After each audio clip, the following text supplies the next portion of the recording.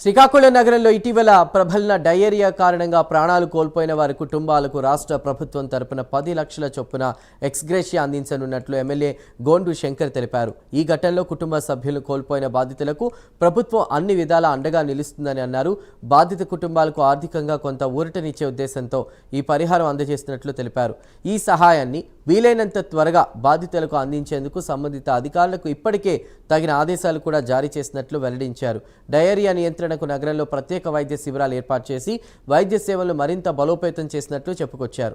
ప్రజలకు శుద్ధమైన తాగునీరు అందించేందుకు పారిశుద్ధ్య చర్యలను ముమ్మరం చేయాలని అధికారులను ఆదేశించినట్లు తెలిపారు.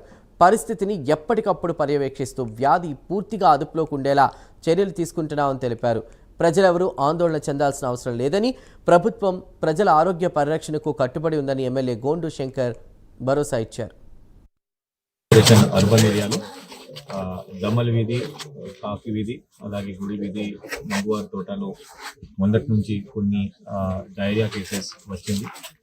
దీంట్లోనే ఎం సురేష్ అతను ఈరోజు పొద్దున ఎర్లీ మార్నింగ్ 7 గంటలకి జీజీహెచ్ గవర్నమెంట్ హాస్పిటల్లో చనిపోవడంతో చాలా సాడ్ ఇన్సిడెంట్ అది.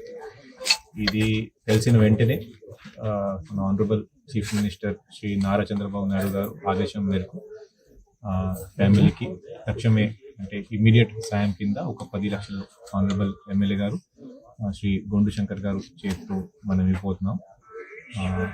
మనం ఈ ఇన్సిడెంట్లో ఇప్పటి వరకు మనకి ఒక 55 కేసెస్ హాస్పిటలైజ్ అయింది. దీంట్లో ఒక 8 కేసెస్ డిశ్చార్జ్ కూడా అయిపోయింది.